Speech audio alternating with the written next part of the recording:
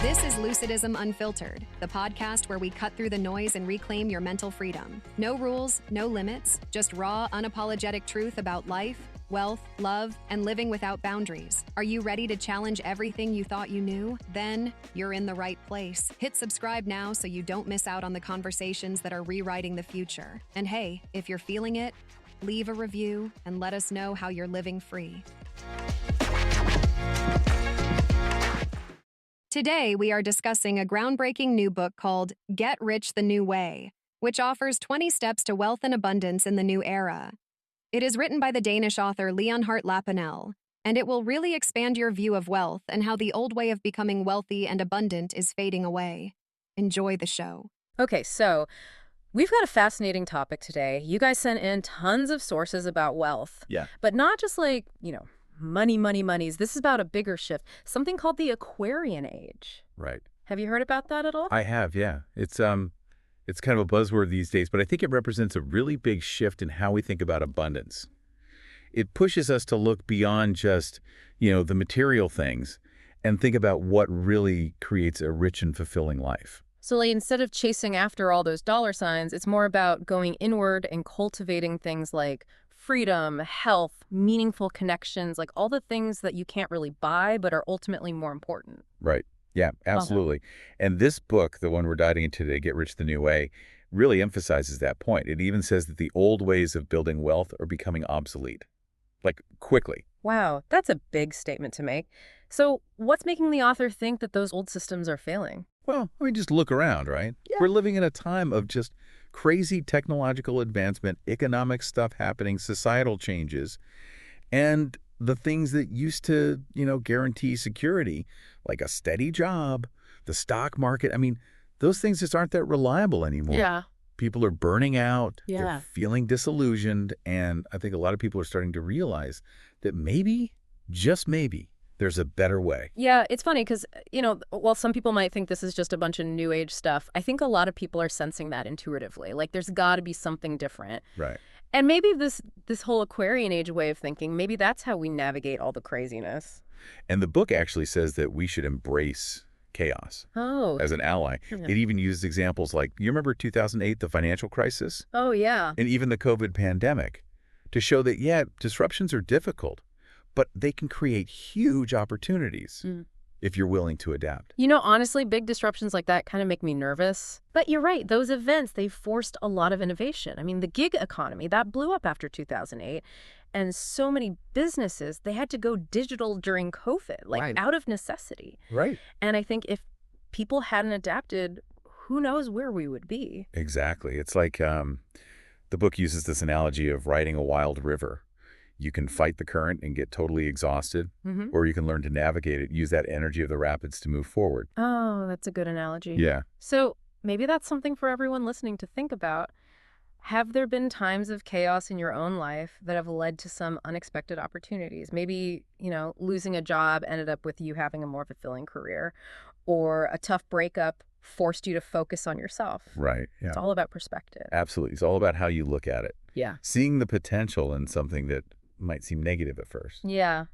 Okay, so we've talked about how the old ways of building wealth might be on their way out, and how this whole chaos thing, it can actually be a good thing. But what does this new wealth even look like? I'm kind of intrigued by the book's two doors metaphor. Yeah, the two doors. Yeah. Such a good way to think about the different dimensions of wealth. So door number one, that's like the traditional stuff, the money, the house, the car. But door number two, that's where it gets interesting. Right. That leads to a garden. Okay, a garden. I'm listening. What's growing in this garden? Well, this garden, it's not filled with material things. Okay. It's got things like love, creativity, health, freedom, and meaningful connection. Oh, okay. It's all the stuff that really nourishes us. It creates that sense of deep fulfillment. So it's not about rejecting money completely, but it's about realizing that money is just one piece. Exactly. Of a much bigger picture. Yeah. And it reminds me of the story of Thomas in the book. He's this really successful executive, has everything money can buy, but he feels empty. Oh, wow. He had door number one wide open, but his door number two garden was totally neglected. Yeah, I think a lot of us can relate to that, at least a little bit. We work so hard to achieve that financial success. Right. But sometimes we forget about those other parts of our lives, Yeah. which are just as, if not more, important. I mean, it really makes you think, what would your door number 2 garden look like? Yeah. What would you want to cultivate there? Yeah. It's a good question to ask yourself. Yeah. Because true wealth, it goes way beyond just what's in your bank account. It's about the richness you create in all areas of your life. I love that. Okay, so now for the part that kind of makes my head spin a little bit. Okay. The book claims that our consciousness actually shapes our financial reality. It even talks about quantum physics and stuff. Yeah. So is this where we all become, like, master manifestors? No, not quite. Let's not get too lost in the quantum weeds here. I mean, the connections to quantum physics are interesting, but I think the takeaway here is simpler than that. It's about realizing that your mindset acts like a filter for what you experience. It's not like you're going to manifest millions just by thinking about it. Okay. It's more about realizing that your beliefs about money, whether you're aware of them or not, can either help you or hold you back. So if you're constantly, like, worried about lack, that's what you're going to see and experience, even if there are opportunities right in front of you. Exactly. It's like the book uses this analogy of a flashlight in a dark room. Your beliefs about money are like the beam of that flashlight. They only illuminate what you choose to focus on. Right. So if you're always focused on your debt and you're feeling scarce, you're going to see more of that. Right. But if you shift your focus towards, like, abundance and gratitude, you're going to start to see different things. I see. And you attract different experiences. Okay, that makes sense. Yeah. Oh, and I love the story about Carla in the book. She shifted her mindset from, like, scarcity to gratitude, and her finances totally changed. Yeah. And it wasn't like she won the lottery or anything. It was just about seeing those opportunities that were already there and then, like, taking action. Exactly. Yeah. And it really highlights this idea that what you believe about money really matters. Yeah. So it's a good question to ask yourself, what beliefs are you carrying around? Are they helping you or are they holding you back? Yeah, that's deep. Yeah. I like that. Another thing that really resonated with me was this idea of using your intuition as a tool for wealth. Oh, interesting. Because sometimes logic just doesn't cut it, Right. Like, there have been times I've made decisions based on just, like, gut feeling, even when it didn't make sense logically. Yeah. And it worked out better than I could have imagined. Mm-hmm. It's funny. Intuition is often dismissed, especially when it comes to money. Yeah. It's all about the data, logic, all that. Yeah. But a lot of really successful people, entrepreneurs, investors, they all say that they rely on their gut That's true. a lot. The book even mentions people like Steve Jobs, Oprah, Elon Musk. Oh, yeah? Like, trusting their intuition even when it went against what everyone else was saying. They had that vision, and they went for it, even when people doubted them. It's like when you're choosing a hiking path, Okay. do you stick to the well-worn trail, or do you go off on that path that's calling you? Right. Sometimes the best experiences come from trusting that inner pull. Totally. Yeah. Have you ever had, like, a hunch about an investment or a business idea Oh, yeah. that turned out to be right,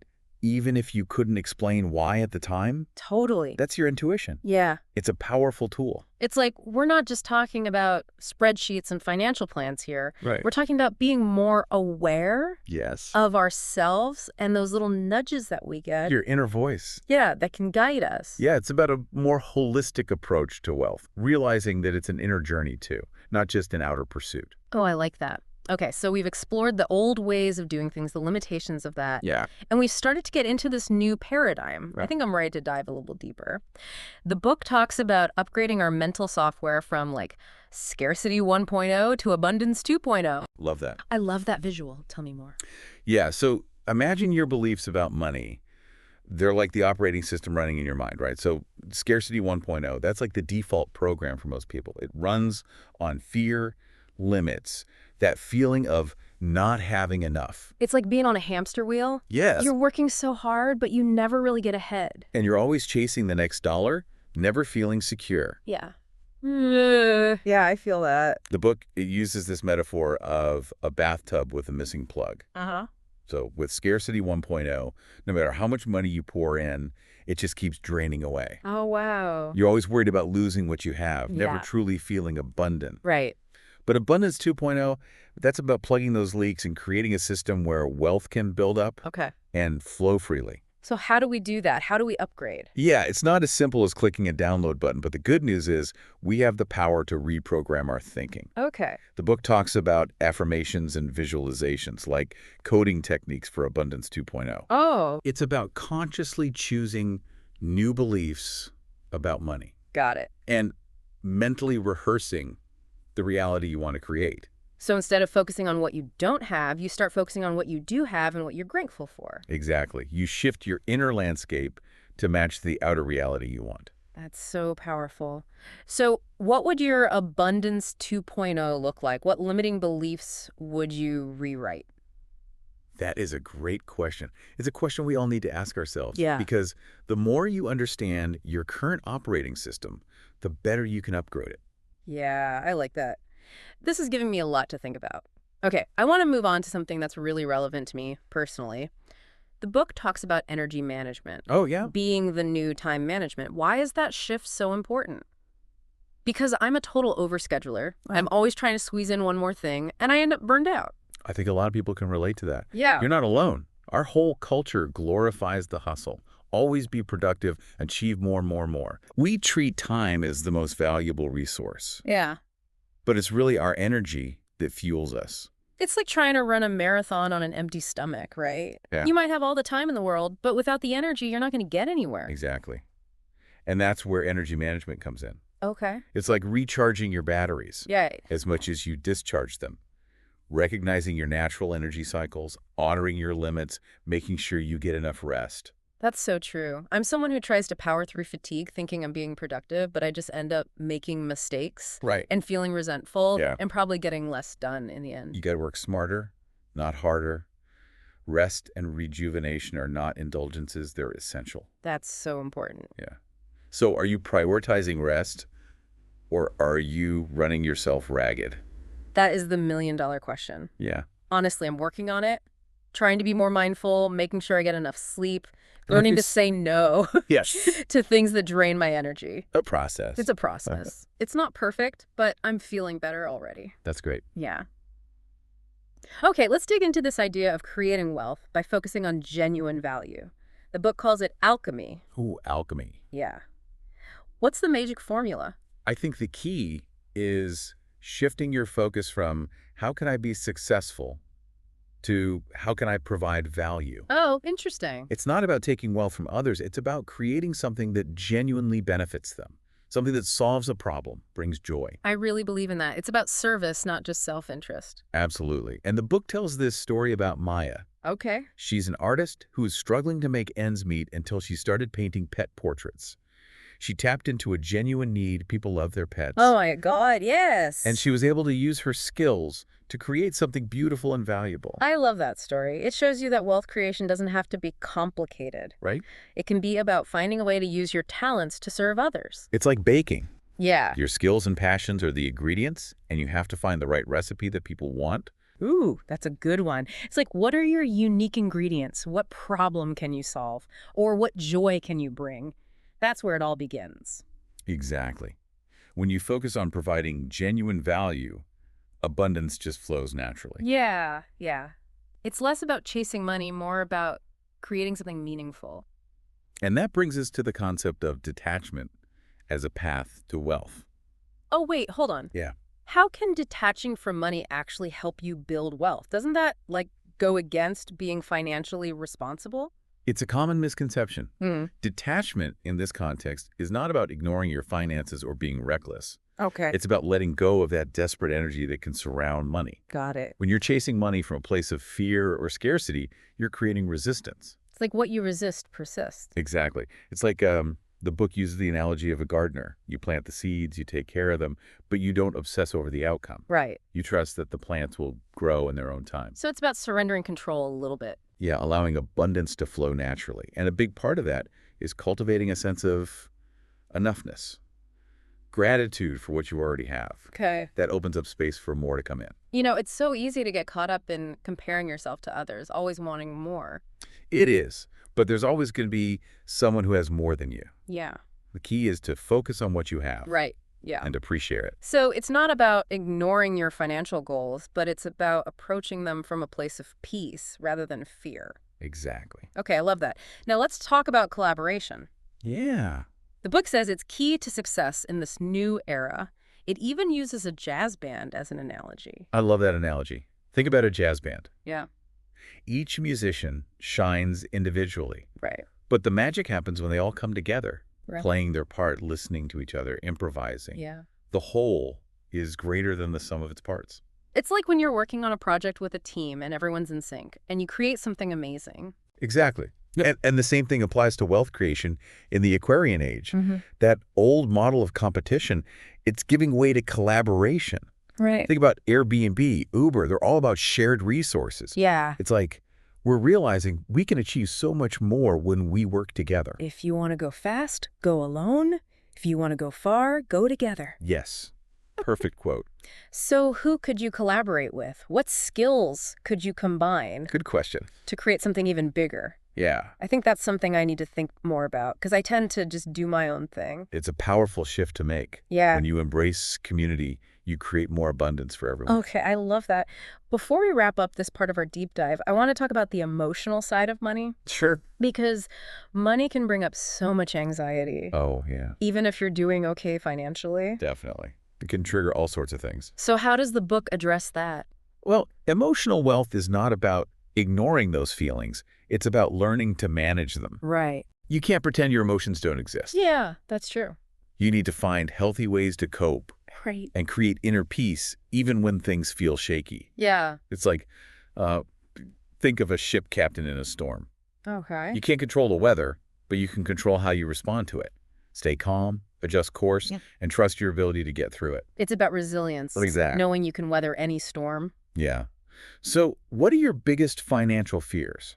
How can you reframe those fears to feel more stable? Oh, that's a big one. Yeah, the inner work is just as important as any financial strategy. For me, I think a lot of my anxieties come from a fear of scarcity. Okay. Like this deep down belief that there's not enough to go around. Right. A lot of people feel that way. Yeah, and I'm working on changing that belief Good. and trusting more in the abundance of the universe. It's a journey, It is a journey, not a destination. not a destination. The more awareness you bring to those limiting beliefs, the more you can replace them with empowering thoughts. Okay, I love that. This conversation is going so much deeper than I expected. Me too. It's not just about money, it's about personal growth and self-discovery. It is. It's the beauty of this Aquarian Age thinking. Yeah. It's about redefining success for yourself Yes, I love that. and creating a life that's rich in every way. Okay, I'm really into this. So we've talked about letting go of the old ways of doing things. We've talked about embracing chaos, creating inner abundance, and upgrading our mental software. This is just the beginning, right? There's so much more to explore. Stay tuned. We'll be right back after a short break to continue our deep dive into the Aquarian Age of Wealth. It really is amazing how it all connects. You know, it's not just about managing money anymore. Yeah. It's about energy, your mindset, even your emotions. Yeah, like we've been given this whole new set of tools, and they go way beyond like typical financial advice. Right. It's much deeper. Yeah. And the book says that this is especially important now because things are changing so fast and the old systems, they're just not working anymore. Yeah, it feels like we have to step up, and take responsibility Yeah. for ourselves, for our well-being. For sure. The Aquarian Age, it's all about being more self-reliant, Yeah. resourceful, and really in tune with your own talents. And like redefining success. Or like, what does that even mean? Absolutely. Create a life that's authentic to you. Oh, that reminds me of that Marianne Williamson quote. Our deepest fear is not that we are inadequate. Our deepest fear is that we are powerful beyond measure. Oh, I love that quote. It's so It good. really captures the essence of this whole thing. Yeah, yeah. And so much of what we've been talking about is about like shifting from that scarcity mindset to an abundance mindset, Yeah. believing that there's enough for everyone and that we all have something to offer. The book talks about seeing wealth as something that grows when you share it, Right. not something that shrinks when other people have it. Yeah. Like knowledge or love, the more you give, the more you have. Yeah. I love that. It reminds me of those people who are just so generous Right. with their time, their energy, their resources, Mhm. and they always seem to have more than enough, not because they're hoarding it, Right. but because they're giving it away. It's a paradox. It is. That's true. It's like creating a virtuous cycle or something. Exactly. The more you give, the more you receive, the more you can't give. Yeah. Yeah, and it's not even just about money, right? It's about sharing your knowledge, your skills, your time, compassion, anything that can help someone else. Totally. We all have something to offer, Yeah. no matter what your financial situation is. It's like, be the change you want to see in the world. Exactly. We can all create a more abundant world, one act of kindness at a time. It's easy to feel overwhelmed sometimes, with everything going on in the world. I know. But this is reminding me that we can all make a difference. You can. Right where we are. Absolutely.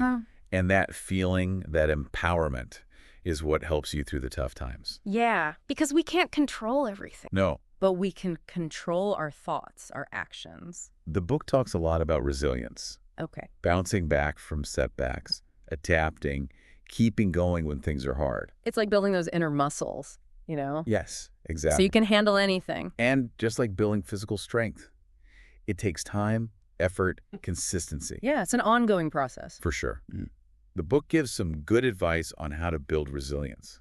Oh, like... Practicing gratitude, Okay. cultivating a positive mindset, Yeah. building a strong support system, Right. and managing your energy. And being proactive, right? Not just waiting for things to happen. Yes.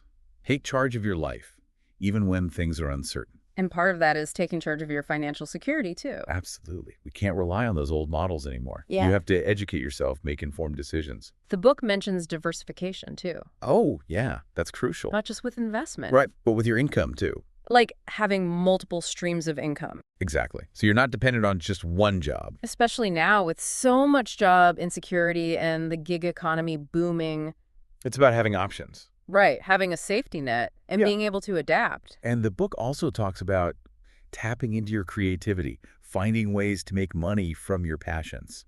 Oh, I like that. There's this whole creative economy out there. Yeah. People using Etsy, YouTube, Patreon to build businesses. So many people are finding success doing what they love. Exactly. Wealth creation doesn't have to be confined to the corporate world anymore. This is starting to feel less like a financial planning session and more like a pep talk for my soul. I love that. It's about remembering who you are, what you love, and how you can use your gifts to make a difference. And that brings us to the idea of aligning your wealth with your purpose. Okay. It's not just about making money. It's about making money in a way that feels good, contributes to something bigger than yourself. Yeah, like having a compass that guides your financial decisions. Exactly. The book talks about it like being at a crossroads. Every financial decision is a choice. Right. Do you take the path that leads to quick profits, even if it compromises your values? Oh, wow. Or do you choose the path that's aligned with your purpose, even if it takes longer? So it's about asking yourself, what impact do I want to have? Right. How can I use what I have to make a positive difference? And realizing that your wealth, it doesn't just belong to you. Right. It's a resource you can use to support things you care about. Absolutely. Invest in businesses that are doing good. Yeah. Leave a legacy of positive change. It's about seeing wealth as a tool for good, not just for personal gain. The book talks about this movement of conscious capitalism, Yeah. where businesses are prioritizing social and environmental responsibility. Yeah, it's exciting to see that happening. It is. It's a sign that things are shifting. People are realizing that we can't just focus on profits. We have to consider the impact we're having. And that includes the impact on future generations. The book talks about generational wealth, too. Oh, yeah, not just inheritance. No, but values, knowledge, opportunity. It's about creating a legacy that goes beyond your own lifetime. Planting seeds for a brighter future. Yeah, like planting a tree Yeah, that will provide shade and nourishment for years to come. exactly. It's beautiful. It's about realizing that true wealth isn't just what you have, but the positive impact you create. It all comes back to generosity. Yeah. It's not just about giving money. It's about giving your time, energy, talent, love. Recognizing that we all have something to offer. And the more you give, the more you open yourself to receive not just material things, but joy, fulfillment, connection. This conversation is blowing my mind.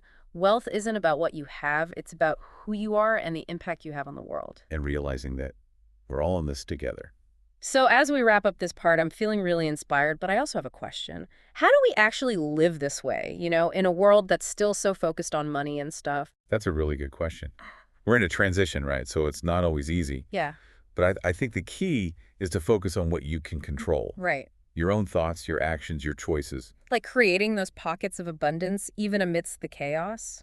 And remember, You're not alone. There's so many people out there who are embracing this new way of thinking. So what can our listener do to start aligning with this, practically speaking? First, become aware of your mindset. Are you coming from a place of scarcity or abundance? What do you believe about money? And once you've identified those limiting beliefs, you can start to change them Yeah, the book suggests using affirmations, visualizations. and figure out your unique talents, those ingredients you have. Exactly. And don't be afraid to try new things. Yeah. See what works for you. Collaboration is key too. Yes. Reach out, build relationships, create something together. And don't forget about generosity. That's so important. Giving your time, energy, it creates a ripple effect. It does. And remember, it's a journey. Be patient with yourself. Trust the process. Oh, that's good. Celebrate every step you take towards creating a life that feels good. Oh, I love that. I'm so energized by this conversation. Me too. I can't wait to keep going in our final segment. It feels like we've uncovered this whole new way of thinking about wealth, you know? Yeah, it's not just about the numbers in your bank account anymore. Right. It's like we're talking about energy, consciousness, even creativity. And the book makes this really interesting point that all those inner resources, they're becoming just as valuable, if not more so, than money. Especially in this new era, yeah. It all comes back to that idea that real abundance comes from within, doesn't it? It does, yeah.